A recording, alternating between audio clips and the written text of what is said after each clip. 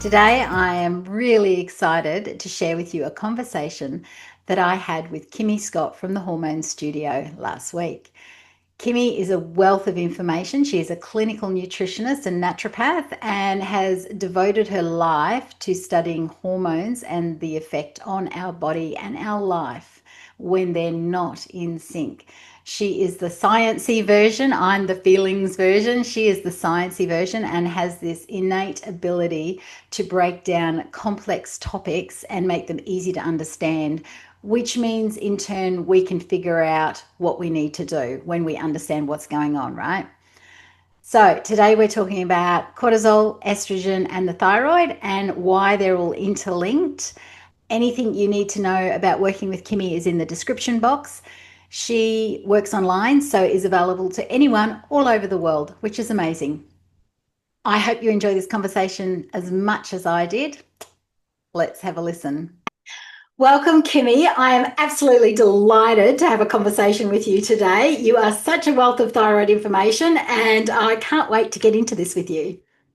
Thanks, Kylie. Thanks for having me. I love our chats, and I love that this is an opportunity to capture our chats because we've always had so much to talk about. I know, aha moments left, right, and Yeah. center, right? Yeah. So today, for everybody watching, we're going to talk about the thyroid, cortisol, and estrogen, the three most prominent and one might say problematic hormones, certainly for the people that are watching this video in the female body. So that's the topic today, but I want to start you off, Kimmy, on cortisol because everywhere I look on thyroid school, it's all about the stress. It's all about the cortisol, which seems to, people don't seem to sort of go, oh, cortisol, stress. There seems to be, I watch, there's a disconnect. And I'm like, oh, because I talk about stress and that falls on deaf ears. And it's like, but if I talk about cortisol, it's like, tell me more.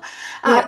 So I find that fascinating. But I want you're more sciencey than me. I'm the feelings person in the world. So I go the feelings route, you go the Yeah. sciencey route. So talk to me about cortisol and the thyroid. Absolutely. And just touching on what you mentioned there about that people don't necessarily respond when you're talking about stress. And then we talk about cortisol. And what I've picked up over, all the years that we've been doing this now is that people can measure cortisol. We like something that can be measured. There is a tendency for us to be able to go, what can I put my hands on, or what can I actually That makes perfect sense. acknowledge in that space? And stress really is and stress is predominantly perceived, isn't it? So it can be an actual stress, and it can be physical, mental, or emotional. So there are so many different forms of stress, and also how we perceive stress. And then we have this beautiful autonomic nervous system that was inbuilt into our body for going to, from when humans were created, or however that sort of transpired. However, this autonomic nervous system is what filters this input of perceived stress. And the result of that is that if we perceive that we're in a stress, our autonomic nervous system will produce initially adrenaline so that we can run really fast in a fight or flight situation. So if we were cave girls, when we were cave girls, going back a long, long time ago, and that perception of stress was there, the saber-toothed tiger was coming to, he was starting to run after us. It was time to run, Kylie. And our bodies produced adrenaline instinctively. And that was this gorgeous autonomic nervous system that we've got in our body that just went, right, adrenaline is on, Let's go. let's run. Yeah. And where the little sort of, with the stories of people who can lift the car because they're something's underneath it, or those amazing sort of feats of strength or speed that can come in moments of that fight or flight coming in. That comes from the adrenaline. And adrenaline is essentially quite a harsh substance. It was only ever meant to be produced in a short burst for us to get away from something that was threatening our survival. Yeah. So when we were cave girls, the saber-toothed tiger, he killed us, or we found our cave and we were safe. And then we shifted into the mode of rest and digest. We'll get to that in a second. However, back into this fight or flight mode, that adrenaline was only ever meant to be there for a short period of time. And cortisol, this is where cortisol comes into the picture. So, cortisol, which is a measurable thing, especially in our bloods and in our urine, cortisol is a protective hormone. For all extensive purposes, it is actually a protective hormone. And he's often given the bad rap of being, Totally. of being this stress hormone. And yet we love him. Cortisol is the reason why you and I get up early in the morning and get up and go. It's why everyone wants to get up and go. Yeah. Cortisol, we love cortisol. But what we want is cortisol in the right amounts. And we Because don't. exactly. So cortisol being too high or too low is going to create a whole raft of issues. So cortisol being too high is generally the result of adrenaline or fight or flight responses being over a longer period of time. Because our archaic bodies, our sort of the innate processes in our bodies were never designed to have cortisol being produced over a long period of time.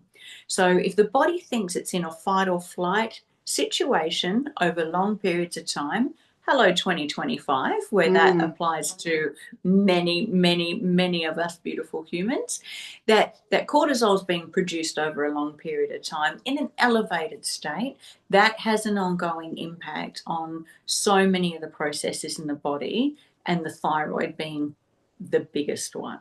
Yeah, yeah. Yeah. I've put out many times on Thyroid School a post Yeah. that is, tell me what your stress or trauma was 18 months before your diagnosis. And Wow. without fail, everyone will come in and go, yep, this happened. Oh, somebody died, divorce, death, different things. Yeah. Always, sort of 12 to 24 months prior to their diagnosis, without fail. Absolutely. Yeah. Insane. Yeah. Absolutely. Yeah. Yep. So Definitely. how does that ongoing cortisol and constant rise in cortisol in the body then affect the thyroid? Yeah, so we have a process in our body which actually it's in the brain. So we have the hypothalamus and the pituitary in the brain. So they're really important glands that are responsible for the production of a whole lot of hormones. So that pituitary gland has an axis or a connection to the adrenal glands. So, and what's really important and what we don't often understand is it's a bidirectional relationship. So it's not just about the pituitary gland sending messages to the adrenal glands, it's also then about the messages that are coming back to the pituitary gland. And the same happens with the thyroid. So the pituitary is responsible for sending a very important hormone or a very important signal to the thyroid. And a lot of us know this without knowing this, because it's the main test that GPs will do The for the thyroid, TSH. the TSH. And essentially the TSH is thyroid stimulating hormone, and it's actually not even a thyroid hormone, it's a brain hormone. True, true. Yeah. It's a hormone that's come from the brain to tell the thyroid how much thyroid hormone to produce. So this is really important. And as I say, it's a bidirectional relationship. There's a lot of feedback going on here. It's not a one-way street. So going back to the relationship that the adrenals have with the pituitary gland, that's really governing everything. If we want to call any of the hormones, and there are over 50 hormones in our body, if we want to call a hormone the alpha hormone, cortisol is it. Because if there is a lot of cortisol being produced by those adrenal glands are going to send that message back to the pituitary, and that's going to govern the function of many things, including our insulin and our glucose regulation, our sex hormones like estrogen and progesterone and testosterone, and most importantly, the second on the list to cortisol is thyroid hormones. So it's going to have a very big say in how much TSH is being sent to the thyroid. So the cortisol directly affects the amount of TSH being pumped out. Absolutely. Cortisol actually interrupts the thyroid at a couple of different points. That's the first Mm. point that it interrupts is the signaling of how much TSH, or thyroid stimulating hormone, gets sent to the thyroid. And once that message gets sent to the thyroid then produces T4, Mm-hmm. which is largely an inactive thyroid hormone. And what's really important is that thyroid T4 hormone gets converted to T3, which is really our golden goose. That's the one that we want. That's the one that's going to give us metabolism, energy, temperature Motivation. regulation, All the things. motivation. Absolutely. That's really Yeah. where we want to get to. So there's a process that occurs along the way. So cortisol can interrupt how much TSH gets sent to the thyroid in the first place.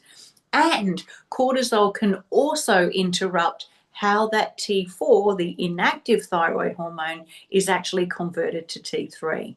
Mm. And this is why, and you've probably talked about reverse T3. Mm-hmm. Yeah. Yeah, yeah, And yeah. yeah, so the magic test, I suppose, that is not even on the Medicare system in Australia, No, which is I've a had it a shame. few times and I've had to pay quite handsomely out of pocket for said test. Yes. Yeah, absolutely. And yet Yeah. it is an absolute wealth of information, Mm.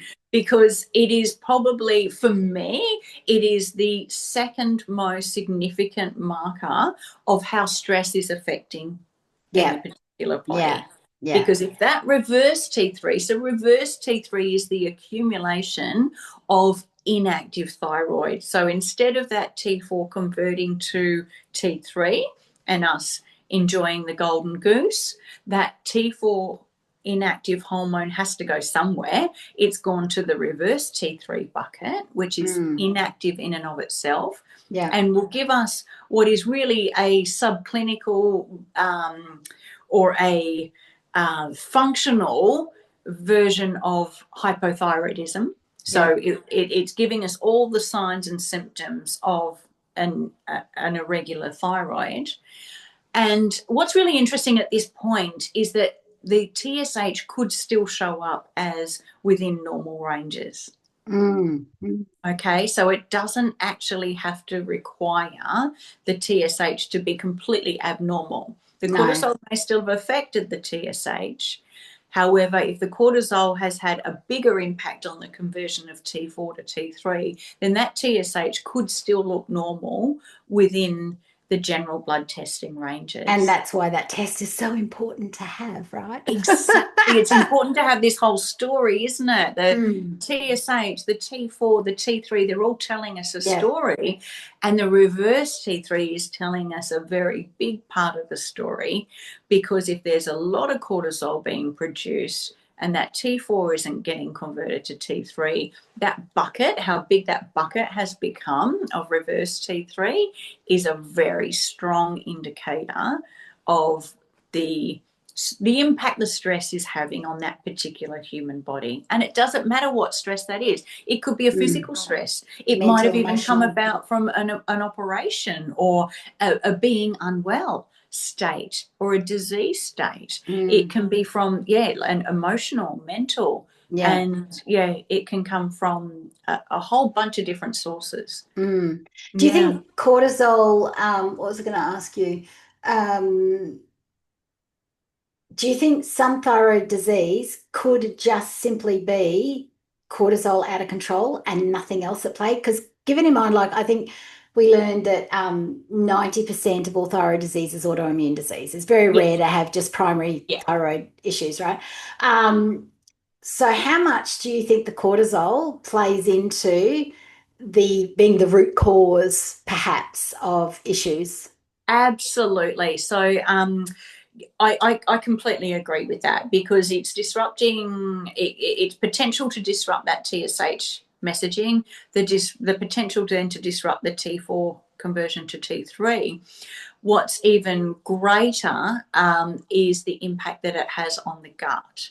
So that beautiful gut, and I know that you've talked about this in your Mm, interviews, is that beautiful gut of ours, the gut lining itself, Mm. We've all possibly heard of the term leaky gut, Yeah. where there's permeability in the gut lining, which Mm. means that a lot of functions aren't operating very well. We don't have that home for our good bacteria. We're potentially allowing Mm. toxins through to the body. And most importantly, is we're not converting a lot of the nutrients that we need, Yeah. Yeah. very importantly for the thyroid to Yeah. operate very Yeah. well. A lot of the causes of that permeability in the gut is stress or poor diet. So over Mm. processed foods and stress have a Because very there big is a lot impact. of people out there that go, but I eat well. And I don't disbelieve them because Correct. I Yeah. was in that situation for 30 years where people would look at me and go, you don't eat well. And I knew I ate well, right? So, Yeah. so the stress, yeah, no. And just being, I know if I look at me for 30 years of thyroid disease, or 35 now, but, Yeah. and the fact that I put on 50 kilos right from that get go, or 100 Yeah. pounds for my American friends, that in itself was stressful for me. Yes. So Absolutely. that stress, I think more than anything over those 30 years of like, I mean, God, 4 years of college to try and reverse my weight. That was the whole reason I studied, right? I know, right? Yeah. Yeah. And so that decades of that constant stress of what is wrong with me? Why can't I nail this like everybody else can? I Yeah. mean, for me, it also turned out to be lipedema, but that's another thing. Sure. Yeah. Yeah. Yeah. But that constant low grade stress or low grade cortisol that I would have been continuously pushed out would Yeah. have led to the leaky gut. Absolutely, absolutely, and then accumulation of more fat. It's just a whole perpetuating sort of Mm, circumstance as well, which occurs because the cortisol is going to try and preserve mm, a lot of that fat because it doesn't know. It thinks we're running from a saber-toothed tiger. It doesn't know yeah. when we're getting our next Oh, meal. yeah, yeah, yeah, Yeah, so yeah, the effect on the gut is enormous, and autoimmune is fascinating because essentially, even in the medical world, we don't have that instant solution for autoimmune, do we? no, we don't.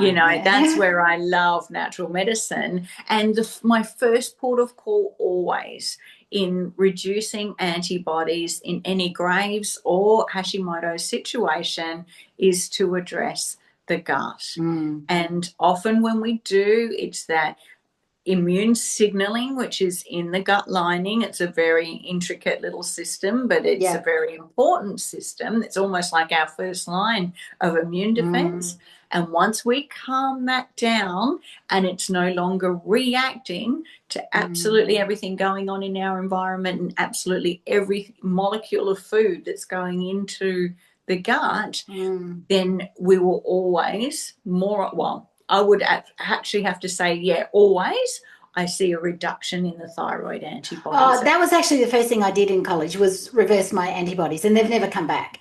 To Yeah, me, it's really funny because I'll say, oh no, no, that was really easy. Don't, that's easy.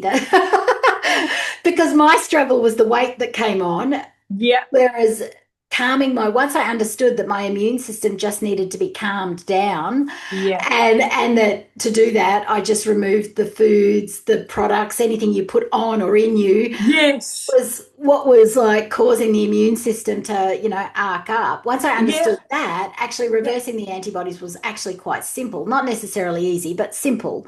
absolutely. Yep, yep, And so that definitely. stress kind of those things, and I think that a lot of people do this is like, and I did at the time, it was simple because this was external to me stuff. Right? It was, I Yes, didn't have to like dig into my brain back then. It was just like, oh, no, no, I can choose this product over that product to put on my skin. I can choose natural makeup, not, commercial makeup, all that kind of thing. absolutely. And it's Yeah. very similar to what we were saying before, that the concept of cortisol versus stress.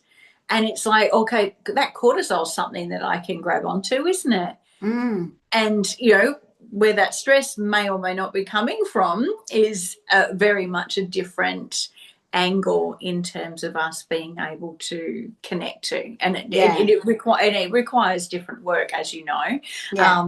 Yeah, to get to that point. So the stuff that we can touch and that we can feel and we can measure and monitor does, even though it's not always easy at first, it then becomes it's doable. It's Mm, definitely a lot mm. more doable in the shorter term, that's for sure. What do you do with your patients when you've got somebody that you know, like perhaps you've done the RT3 test or whatever, you know cortisol's the main factor at play here. Yeah. What do you do for those people?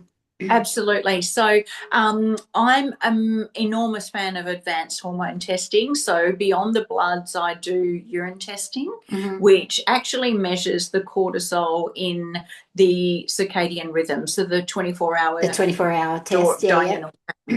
Yeah. Yeah, and that gives me enormous insight, because when we look at that whole circadian alignment or circadian rhythm, there's cortisol, and then I suppose the mirror to cortisol is actually melatonin, which is our Mm, beautiful sleep hormone. mm, So I look at both of those over the 24-hour period, and where are the points at which they may or may not be elevated, or hmm. they may be low, or they may be sitting within normal range. And that can then give us a lot of insight as to the tools that we can use to reset those.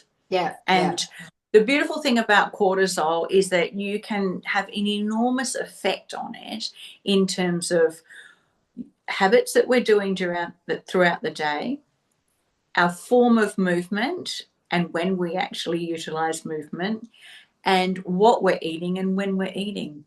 Mm. And that's probably fairly unique to most people, right? It's about untangling and figuring out what for that person is It going to move is. the It dial. is. Yeah. And it's also recognizing and acknowledging that there are key signals. There are key signals which actually let our bodies know that we were safe and that it was time for that cortisol to settle down. So there were key signals that were there when we were those cave girls, Mm. and when obviously the saber-toothed tiger hadn't won the situation that we had found the cave. So the signals that helped us were, we found the cave, and that was time to rest and digest. I mentioned that before. Yep. That was our time to rest and digest. And rest and digest is our opposite to fight or flight. So it's time to now sit and eat the meal, because when we were running from saber-toothed tiger, the reason why that adrenaline was being produced, and it's a really harsh chemical essentially, is that it was there to suppress appetite, because there was no time to sit down and enjoy a meal. We were trying to survive. We were running from saber-toothed tiger. Okay. I just had this thought of cortisol is the reason that the appetite's suppressed because I was never hungry. Yeah. Never hungry. Yeah, And yet, you're putting on 50 kilos, but you're not hungry. I exactly. didn't realize that came from the cortisol. I thought that was tied up with the thyroid specifically. Yeah, well, it's Interesting. it's a flow-on effect, because that Yeah. cortisol, you running from that saber-toothed Of tiger, course, there you was. don't need to eat, do you? Well, Yeah. it doesn't want your body to eat. What it did want, however, and this is often that aha moment for so many of my patients, is that after longer periods of time, so the cortisol is being produced over longer periods of time, we're running. Let's picture us running. We're running through maybe the bush or the jungle or whatever we were running away from at that point in time. There was a point in time where our muscles did need to be fueled, because the body is saying, hang on a minute, I'm conserving fat because I don't know when we're going to rest and digest. However, I need to fuel the muscles because Kylie needs to keep running here. She Mm. needs to survive. Your option at that point, we were going to grab whatever was available on the trees, that was fruits and nuts, essentially what our version of carbs and sugar was at that time. And that's what we were grabbing to fuel our muscles. Gotcha. So this is where that whole sensation can come from, that no, I'm not hungry. So you're telling me that I need to eat that protein breakfast. Mm. Yet by 11 o'clock, I'm grabbing that blueberry muffin. Because you're stressed and oh, wow, that's Yes. insane. Isn't it? It's just, that's that like, da, da. It's, Of course. yeah. So, Wow. and then you get post that, and I mean, we can or we can't tap into all these emotional factors of post the blueberry muffin. Mm. why did I eat that? I wasn't even hungry. Now I feel Yeah. dreadful. My gut doesn't want that because your gut didn't want that No, at all. no, your muscles just wanted a quick fix. Your Yeah. muscles wanted the quick fix, which, going back to our cave girl days, the nuts and the berries would have been a lot more easily assimilated into the body. Okay, this is a side tangent. You may not know the Sure. answer, and that's okay. Yeah. Weak muscles in thyroid people, because that's a common, side effect, weak muscles. And I was just wondering if that had anything to do with that process at all that you were aware of. Absolutely. Yep. Yep. Ah, In a very big way. Yep. Definitely. And in any fight or flight situation, one of the most important, so there's actually two really important minerals that we need for those muscles. Magnesium being the obvious one and the one that's talked about the most. And that magnesium is often utilized for other processes, and therefore the muscles are a little bit last on the list. Those muscles need the calcium as well. So calcium to contract, magnesium to relax. yeah. So both of those processes are interrupted in fight or flight states. Okay. And yes, if we are then really, and this is what the challenging part can be, is that we're wanting, or we're trying to do the right thing in the sense of avoiding the carbs or avoiding the sugars, and therefore the muscles are crying out for fuel. Yeah, yeah, yeah, yeah. And They so haven't got that's that little anything. Mm. tricky bit to navigate as we're on that healing journey, is that, well, hang on a minute, I'm doing what Kylie said. I'm eating my protein, I'm eating my fats, and Yeah. What I about? may be minimizing or avoiding those other things. A, it's getting them in the right source or the right Mm, form. But B, when we're sort of focusing on the protein and fats, which is what we want to be focusing mm. on, essentially there's that glip period where the muscles are almost missing out on their fuel source. They're tired, they're Yeah, exhausted because they've just been yeah, running for so long. yeah, yeah. That's Yeah. very, very thyroidy, that sentence right there. They've been running Yeah. for so long. We've been running for so long. It is Right? so true, because It's it's so not tiring. a Mm, today. We don't wake up with Hashimoto's. We don't wake up with Graves' disease. That's a mm, process mm. that's been accumulating, yeah, even in the gut, like I was saying, over a longer period of time. And Wow. yeah, absolutely. And it's interesting because that fight or flight response, it is designed to shut down or interfere with quite a lot of processes in our body. And it's interfering with our glucose regulation because it wants the hit of sugar from, and it doesn't want that to mess up our energy like it would in a more of a long-term diabetes type situation. Yeah, yeah. So it's going to, I suppose, like I say, it's the alpha hormone. It's going to then modulate what's going on with the insulin glucose regulation. Mm, It's going to mess with our reproductive hormones, because the last thing that you want when you're running from a saber-toothed tiger is A, to sit down and have a meal, or B, be to to pull procreate. over and have sexy time. Do you know what? I feel like, and I only put this up the other day actually, Yeah, that yeah, we kind of blame everything. Oh, it's my thyroid. Oh, it's my thyroid. And I'm like, well, it's not necessarily, it's your whole thyroid pathway. yeah, But when I talk about the thyroid pathway, I never talk about cortisol. I talk about cortisol as like an interrupter in general, but yeah, I've never like truly understood where it interplayed in the thyroid pathway. But I yeah, think we just get so used to going, oh, fatigue, it's my thyroid. Oh, low iron, it's my thyroid. Oh, when it could be so many other things, yeah. namely cortisol, like seems to be a bit, Absolutely. you And know, then going back to that whole, that the melatonin is that mirror to the cortisol, because we have this beautiful circadian rhythm that was built into our bodies to regulate the 24 hours of our clock.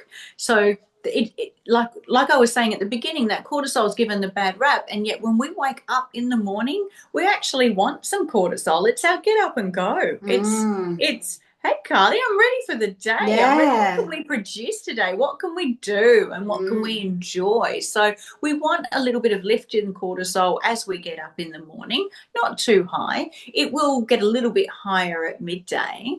And then it'll start to level out in the evening. And then we want that to go into a lower state as we go into our sleep. Now, the mirror to that is melatonin. So, melatonin we want to lower in the morning as cortisol's rising. So, they're always opposite to each other, ideally, when Yeah. everything's imbalanced. And then melatonin isn't so much of a player at mid morning or afternoon. And I know that there'll be people listening to that going, hang on a minute, but I need to sleep by about 11 o'clock. Yeah. So the melatonin could be out of Out of whack as whack. much Yeah. as the Yeah. Yeah. cortisol could be out of Yeah. whack. And so, but ideally, what we want is that melatonin isn't really playing the game during the day, and then he's naturally going to rise at nighttime. And that melatonin rising at nighttime is very much dependent on signals, on what we call blue light Yeah. signals. So Okay, so those looking blue at light the signals go phones. down. Yeah. Yeah. Yeah, and then the melatonin starts to come up as the blue light signals go down. So when we were talking before about what are the things that we can actually do, I'm going again back to being cave girls, and I probably sound like a broken record when I talk No, about this, but I let's go agree. back to the biggest regulator that we had, or the biggest signaler that we had that at the time that was Mother Nature regulating our cortisol was sunrise and And sunset. sunset. When it was dark, it was dark. There was no It was lights to dark. flick on. It Yeah. was dark, absolutely. And when it was sunrise, it was time for us to be outside without Mm. sunglasses, which is Yeah. really, really important because we want those signals going directly into our eyes. And so, one of the best things that we can do to regulate that whole 24-hour pattern, to regulate our our circadian alignment, really it's being in circadian alignment, is being aligned with this natural process that our body was designed to do, is to see that sun in the morning, even if it's for 5 minutes. And I was talking to a beautiful colleague of ours the other day about this. 5 minutes is better than 0 minutes. Mm. I So think we get in our heads that, oh, I don't have time for 15 minutes standing staring at the sun, so therefore I won't do it, right? Yeah, absolutely, we get this yeah, in our, it's an all or nothing sort of, and that seems to be our society now. That's the way we run as humans because we're so busy and all the things. We like, yeah. oh, it's an all or nothing situation. What is your thoughts on actually taking melatonin? So I measure it. So melatonin isn't for everyone. So I love using melatonin, and I do use a lot of slow release melatonin, which actually isn't as readily available in Australia than it is No, it's a in the tricky one to get. US. Yeah. Yeah, however, I get it for a lot of my patients if they need it. So I measure first. How is your melatonin? Because some people, and it is the big question, isn't it? It's like, to melatonin or to not melatonin. I have problems Mm. sleeping. Now, there are two core reasons. There are a whole bunch of other reasons as well. There are two core reasons why someone's not sleeping. It's either that they're not producing melatonin, in which case, if we measure that, we test that, then melatonin is absolutely relevant. Or it is that they're producing way too much cortisol I at was going night. to say, that's me right now. I've never So, slept so badly. Not that we'll say why, but yeah, I'm like, exactly. I'm Yeah. really good sleeper normally, and just lately it's just like, oh, I'm lucky if I get 3 solid nights, and then I'll have maybe 2 nights of I'm awake all night, Yeah. and I just seem, and I know that'll settle down in a couple of months when things change in my life and all that sort of stuff. But Yeah. yeah, it's been quite astounding to me that even though what I'm doing behind the scenes is happy and lovely and all the things, I'm still so stressed. Yeah, it's a Yeah. lot. Mm. You're Mm. on the go. You're in a bit of a fight or Yeah. flight. And how that's affected my sleep is just mind boggling. Yeah. Exactly, Yeah. exactly. So for some people, it's not necessarily a deficiency in melatonin, it's an excess of the cortisol, in which case then utilizing other tools such as like the calming herbs that we use, Lavender, all the things. Lavender, Yeah, absolutely. Lemon balm, passion flower, and then magnesium. Magnesium in its glycinate form is yep, the other really important tool there. It's going to relax that yep. process. So it's working on actually settling the cortisol. Again, feeding the body throughout the day. What we've fed it earlier in the day has an enormous impact on then how that cortisol and melatonin plays out later in the day, as Mm, much as it impacts blood sugar regulation later in the day. So if we've told the body at 2 or 3 points during the day that it's safe with its protein and its fats, then it's going to have a much easier ride into that lower cortisol, elevated melatonin state. Apart from the obvious, which is then if we're keeping on feeding it blue light, yeah. in the form of our screens until late into the evening, then that's telling our body that it's still daytime and we're still supposed to be producing cortisol. Do you know what? I just thought of something really random. Yeah. I've actually, the last 4 or 5 nights, I've slept really well, right? Yeah. Back to my usual self almost, but nothing's changed in the stress department. And I'm like, Yeah. but you know what has changed? We sold our big 70-inch TV Uh-huh. and we're now watching a little TV. Right. I wonder, even though my glasses that I wear Yeah. are blue blockers, Yeah. this could the size impact, Yeah. like that was just a random thought. So the size of the TV could impact. Absolutely. Yeah. Yeah. Look, I don't know the answer to that question specifically, and it's a really important It, point. it just crossed my mind that, oh, I've been sleeping well since we've swapped to the little TV. And Yeah. because it's still a big room, but it's a little like a TV, like a bedroom size. Not that we shouldn't have TVs in our bedroom, people. But we all do. I don't watch it at night. Yeah, it just occurred to me. I'm going to watch That could that. absolutely well be the case. That could well be the case. And because then there's that next line of hormones, and we'll get on to the whole estrogen factor as well. And this is where I see a lot of amazing women who have been producing cortisol over longer periods of time. Yes, that thyroid's going to be impacted. The next thing that comes into line is then hello perimenopause, and as we Mm, get towards menopause, is that the balancing hormone to estrogen, which is progesterone, which was really important when we were reproducing and ovulating and uh, hold like keeping a pregnancy in place for the term, is that progesterone is less and less required. So it starts to drop through perimenopause. And that's where we get this exacerbation of sleep disruption.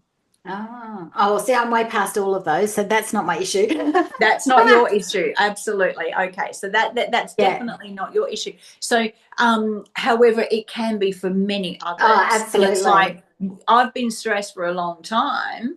And yeah, I do find it hard to sleep because I'm sitting there thinking about this. And then they'll say to me, but why all of a sudden now it's just gotten so much worse? Or I'm waking up, I can't stay That's asleep. likely. All right, so let's change course then. Let's head into estrogen. This seems like a perfect spot to go into Yeah, estrogen. absolutely. Yeah. So let's talk more about estrogen and its effect on the thyroid and all of the things. So, Absolutely. So I often think of it as a little bit of an inverse pyramid. So cortisol being that alpha hormone, okay, he's the one that's really got the Xbox controllers in his hands and navigating what's going on in the body and shifting things up and down as required so that we can survive this fight or flight response. Thyroid's next in line. It is actually the second group of hormones really that are most important because it's regulating metabolism, it's regulating energy, it's regulating temperature regulation, amongst a myriad of other things. But it's really, really important. Now, even though estrogen is very important, we have receptors for estrogen in all of our cells. It is important for brain health, bone health, cardiovascular health. In the scheme of things, reproduction isn't as important as those other two. So it gets left as at sort of like the bottom of that triangle. It's a little bit third in line. It's an afterthought. It's an afterthought. It is. So obviously when all three of them are humming along in balance, then that the what we experience in terms of happiness and health and wellness is amazing, because we have really nice regulated upbeat levels of energy. Our moods feel good, our skin feels delicious, our All the temperature's things. nicely regulated, we're sleeping well, all of those sorts of things. We have a bit of get up and go in the morning, and then a nice relaxation state in the evening. All of those things are working really well.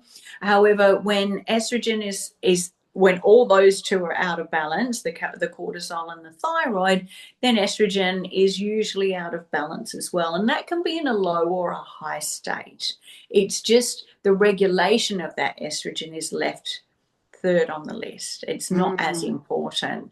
So at that point in time, we can be deficient in our estrogen, which has a huge impact on things like brain fog, memory and cognition, cardiovascular health. See, I didn't pin estrogen to that, or estrogen, however you want to say it. Estrogen, yeah. So as females, estrogen, especially in the abundant form we've had it in our reproductive years, has been such a source of fuel for our brains. And so, if we're missing out on estrogen, or we're missing out on estrogen regulation, or even estrogen detoxification, then our brains actually miss out on its primary source of fuel.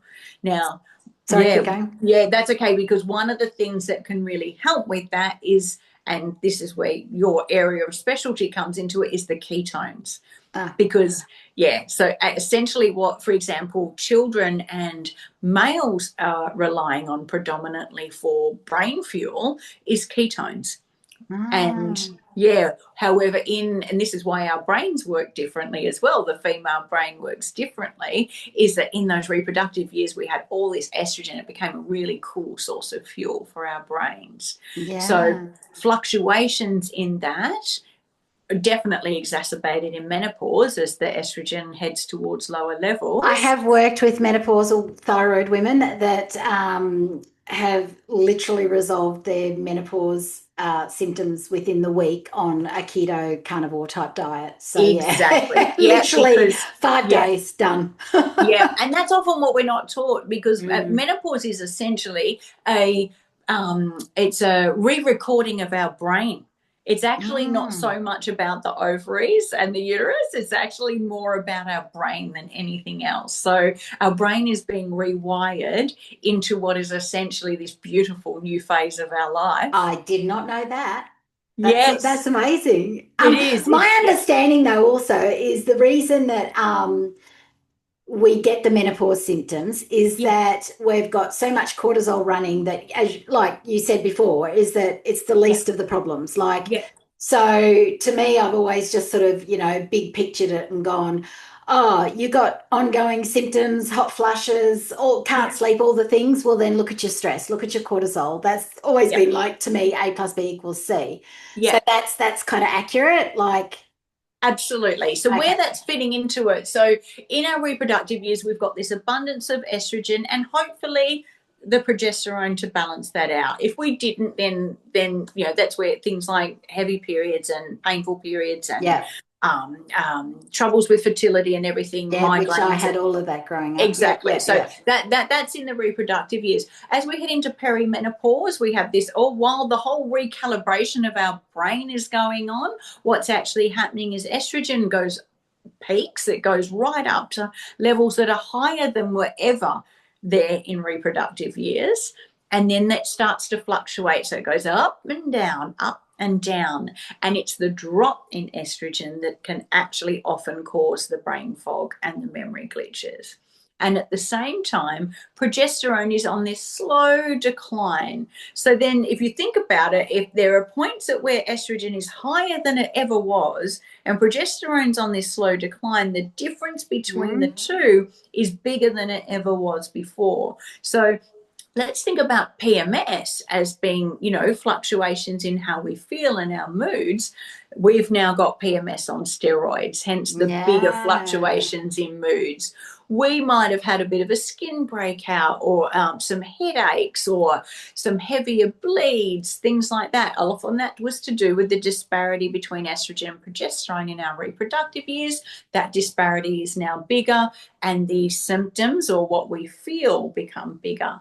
Now, where cortisol jumps into the picture, again, as the alpha hormone, the big job of cortisol when we were running from that saber-toothed tiger was to settle that appetite down. No, we don't want to feel hungry because we're not sitting down to a beautiful, 3-course meal at this point in time. We're trying to survive from the saber-toothed tiger. The other thing is that, Kylie, it's not time for sexy time because No, that's no, going to we're interrupt busy. you a little bit. You're a little bit busy trying to survive.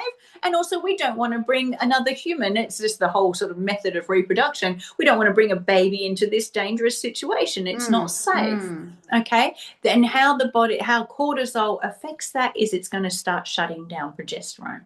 So in a time where that progesterone is already going down and ultimately at lower levels, and hopefully we've banked some of that at menopause because we do like a little bit of progesterone. Hopefully we've banked some of that, although if we've been in a constant state of cortisol elevation, we probably haven't. Yes. Yes. So cortisol is going to exacerbate that situation.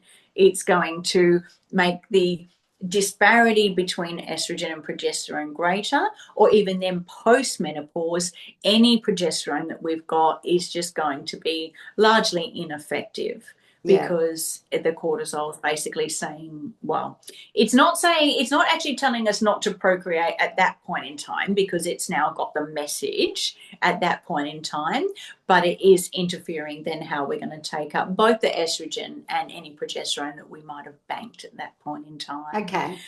I had the other day from my physio, so because it's a physio, I had no reason to disbelieve him. But I'm like, I've never heard that before.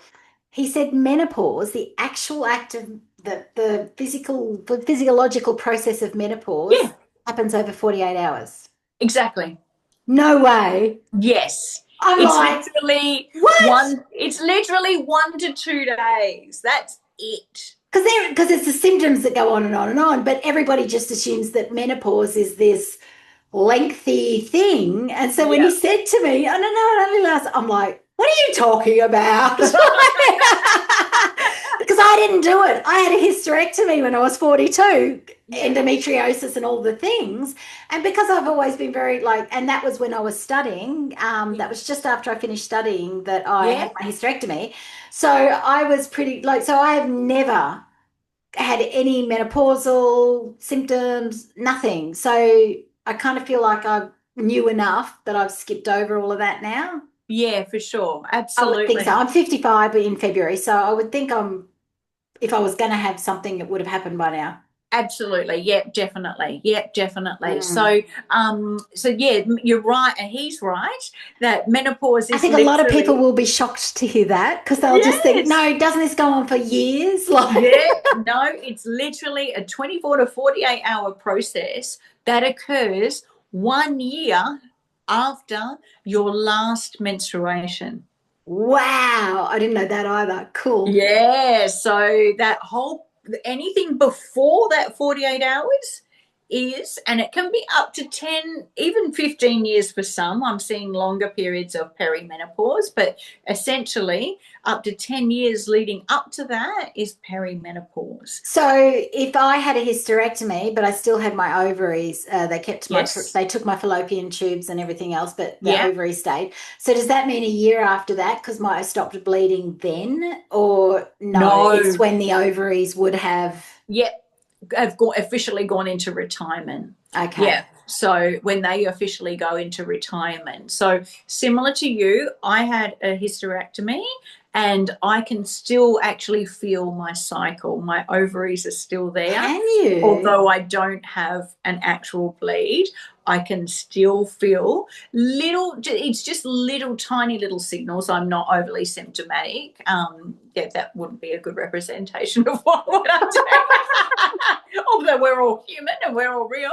Oh, we are. Although We I, really I are. feel the fluctuations. I Do definitely you? feel the fluctuations. Yeah. I was going to Yeah. say, no, I definitely have nothing like, because I've got a background of endometriosis and Yes. terrible periods and infertility, secondary infertility. I had one Yeah. child and all of that. Yeah, it was the best thing I ever did, honestly. Like, Absolutely. it was Yeah. just like, yeah, let it go. It's gone. Yeah. Yeah. Yeah, absolutely. So, and what's interesting is that my cycle was always in sync with my daughter, and she still we live in the same home, and so I do actually notice the very subtle twinges, Yeah. and they're very much still in sync with her cycle. Oh, that's So fascinating. it is fascinating. So my ovaries haven't gone into complete retirement yet, although a couple of little signs that have sort of said to me lately that, yeah, they're probably getting pretty close. So, Wow. yeah, All right. absolutely. So we've got alpha cortisol, we've got beta, beta, whatever you call the next one. Yes, um, thyroid being the two I see, but also incredibly, like very, very yeah, important. and then we've got estrogen, which is just like the last, like we'll worry about you if we've got enough space and time and energy. Yeah. So what is when you look, why do you look so closely at these three when it comes to, say, a thyroid patient's health? What are you looking for? What are you trying to achieve with these three hormones? Absolutely. So, for example, more often than not, that thyroid person is going to be experiencing extraordinary fatigue. So, yeah, if I was to say that there was a fourth, I suppose, set of hormones that I look at in that whole picture, I'm also going to look at insulin and glucose because Okay. it's all very much connected. Because that person, more often than not, is very tired. Mm, So they might really be struggling with their metabolism and regulating what is their natural body weight. mm, They might be really struggling with temperature regulation.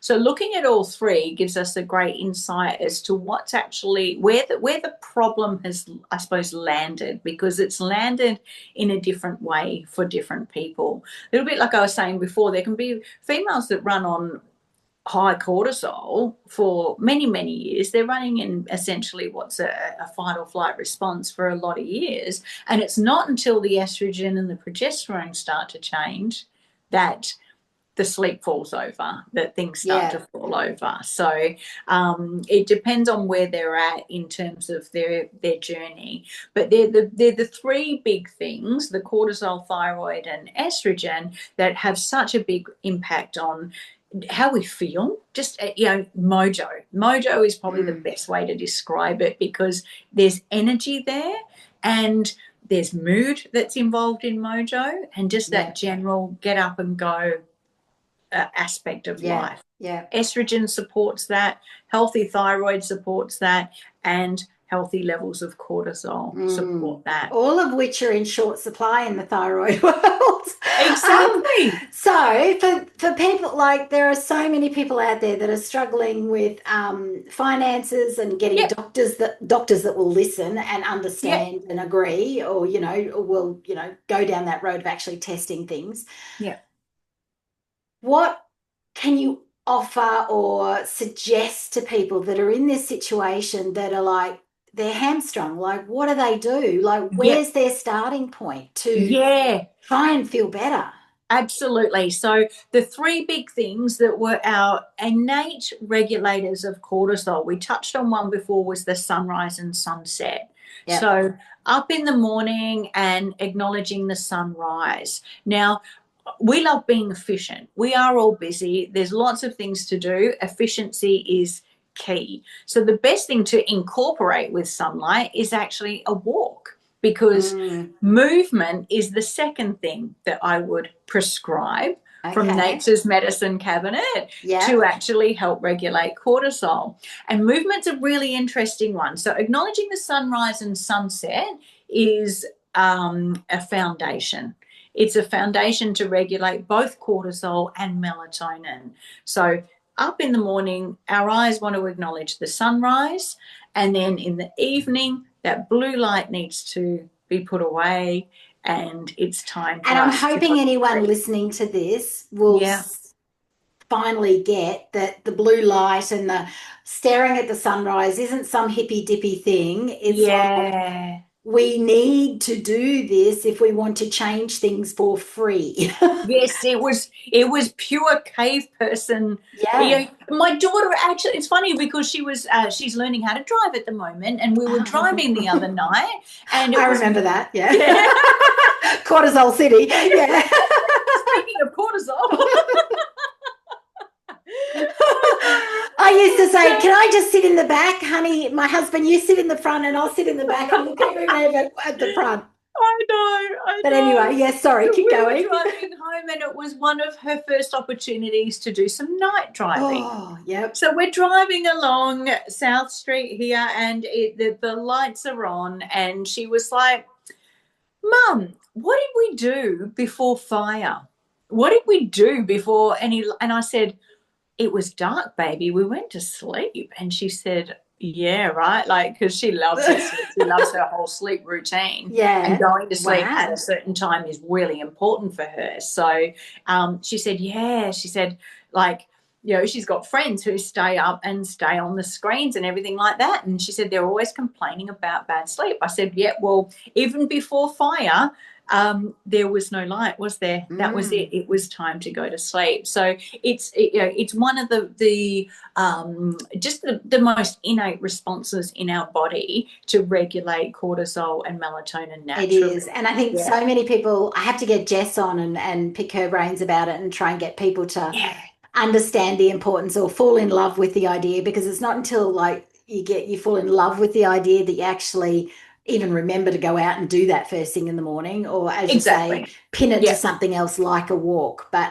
exactly. And so yeah. then that second thing that we were always doing, and this is where I find that people um, look, with all good intentions, we're sedentary all day, and then all of a sudden we're going out in the evening and doing some high intensity level of cardio, thinking, yeah, okay, great, I've done my exercise, I've counteracted all of that sedentary process that's Yeah.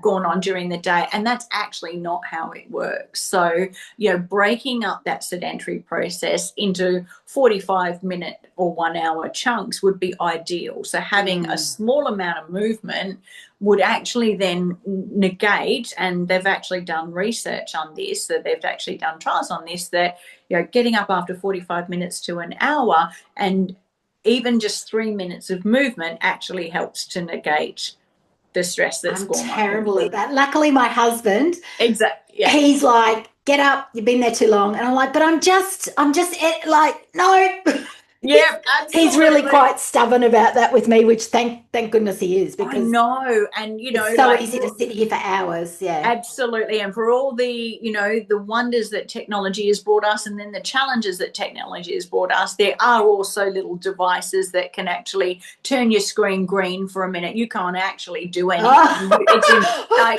I won't tell him I know, that. but there are tools out there that we can really get involved in here. However, it's that high intensity exercise actually isn't the prescription that we're looking for. It's the gentle, it's Consistent movement. the Yeah. gentle, consistent movement is what's most effective. I mean, they've actually now found that it's zone two. So, just slow walking is generally slow zone one, zone two. So, not zone three, where we're, Puffing and yeah, huffing and puffing, but we're still get the heart rate up a little bit in that zone two. So, like more brisk walking, swimming is good. Yeah, there are things that fit into Pilates is great in zone two, mm, where we're actually working the muscles and increasing our strength and building those sides of things is the most effective. However, even the gentle walk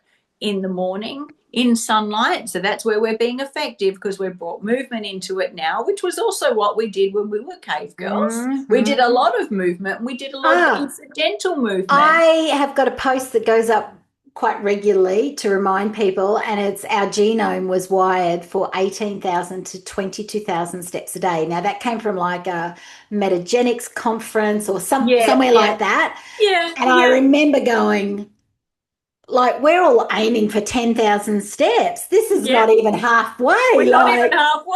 it was like that blew my mind. So Yeah, yeah, actually, it's a absolutely. challenge I'm going to do in a couple of months. Is Yep, 20,000 steps a day for a month and see what happens. great. Be Yeah, very curious to see if what happens out of that one. yeah, Yeah. absolutely. All right. Yeah. So we've got circadian rhythm up with us staring Yeah, at the so the sun. sunrise and sunset, gentle movement, and so we can Yep. make those two nice and efficient and combine them in the morning. Yep.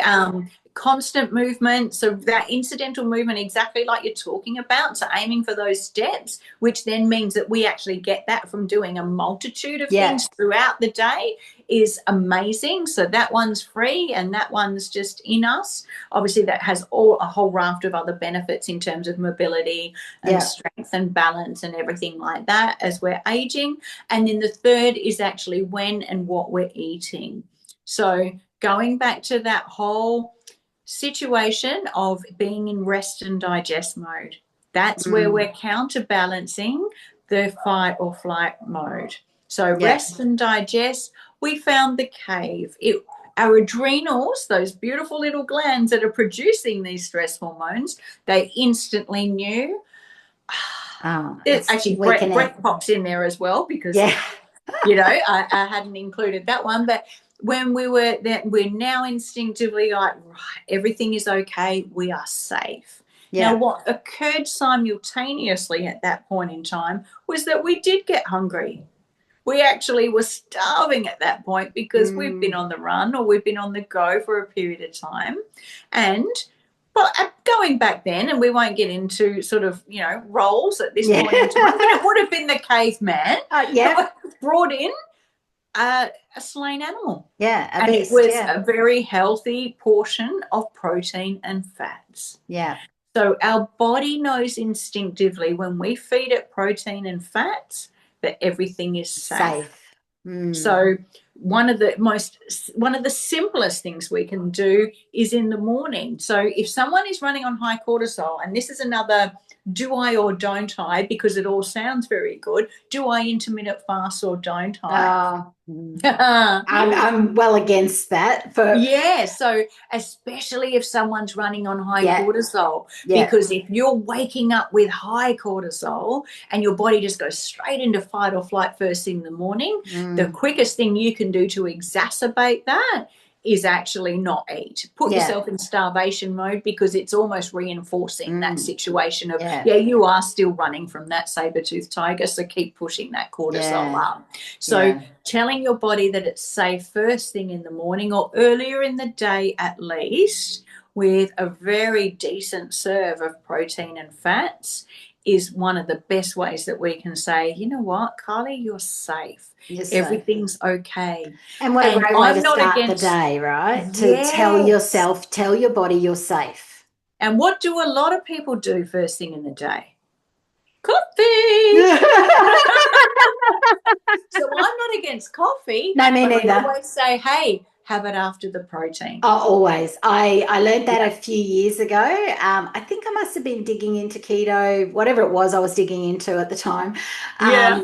And I just, after that, I just always made sure I have my protein first, my eggs, my meat. Quite often I'll have steak for breakfast, believe it or not. But Yeah. whatever I have, it's, yeah, then after I've had breakfast, then I kind of make my one coffee, and this is still this morning's coffee, and it's still probably here. Yeah. And I just sip on that for and so sometimes I'll finish it, sometimes I won't. Exactly. I definitely never have it before anything else now. There's something has to have happened for me to have a coffee and no food. Yeah. Yeah, exactly. Exactly. Mm. It's an unusual situation. Well, it's a very common situation. However, Oh, I used it's to. amazing Yeah. how quickly the body responds to just switching that around. Mm, And, so all three of those are free. they are. And that's what I wanted for the people watching this. Seriously, Yeah. it, you know, Tough Love Kylie. She comes out a Yes. lot. Yes. And it's like, come on, if you've got no money, then you can do these things. You can It go doesn't matter. outside. Yeah, exactly. And they're three of my absolute non-negotiables. Really? So somebody Yeah, to work with you as a patient, they have to do those things. yeah, exactly. Wow. So So that tells everybody. because I'm afraid I have, we love our herbal medicines, we love, supplements and everything like that to help get us back into the state of balance. But I do not have any magic pills. I always say you can't out supplement a bad diet and lifestyle. You just can't, 100%. you know. Absolutely. Absolutely. Yep.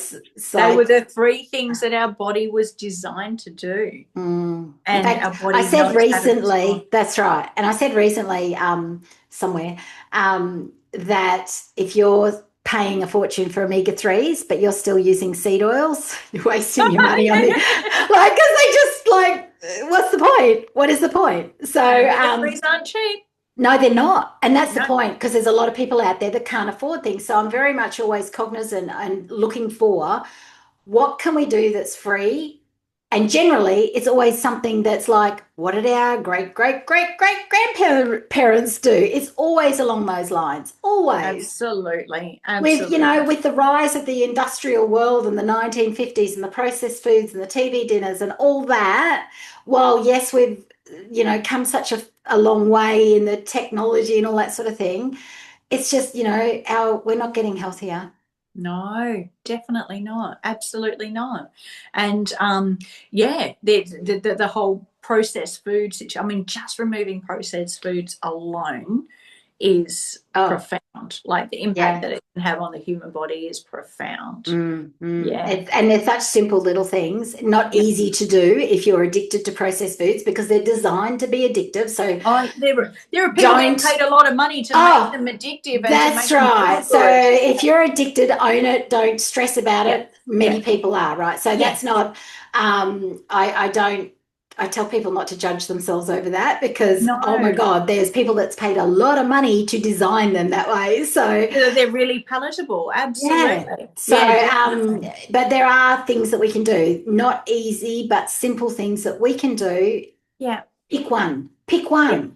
Yeah. Going outside and Absolutely. looking at the sun. If that means you've got to set the alarm to get out of bed at sunrise or when at the first light, in the first hour of light or whatever it is. I think you Yep. can have the first up to like 9 o'clock or something, isn't it? That you get Yeah. the right Yeah. light. Yeah. So you don't Yeah. You're even spot on. necessarily, depending So on where we're you not live getting in the world. UV rays at that point in Yeah. time. So, everything's okay from that perspective. We're just getting, Yeah. yeah, the morning light. And the movement. And you know what? If you live in an area that's like, oh, but it snows, Kylie, I can't walk here, whatever. Sure.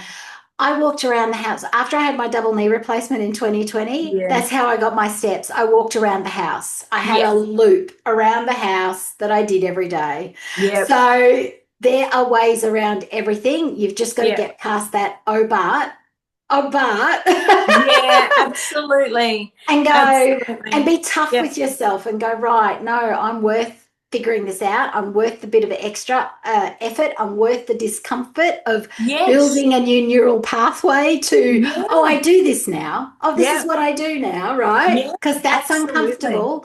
We Yep. all think, oh, this can't be right because it doesn't feel good. It's just that when our brain has not got a pathway Yep. that tells us, oh, this is normal, you know? Absolutely. Yep, Yeah. definitely.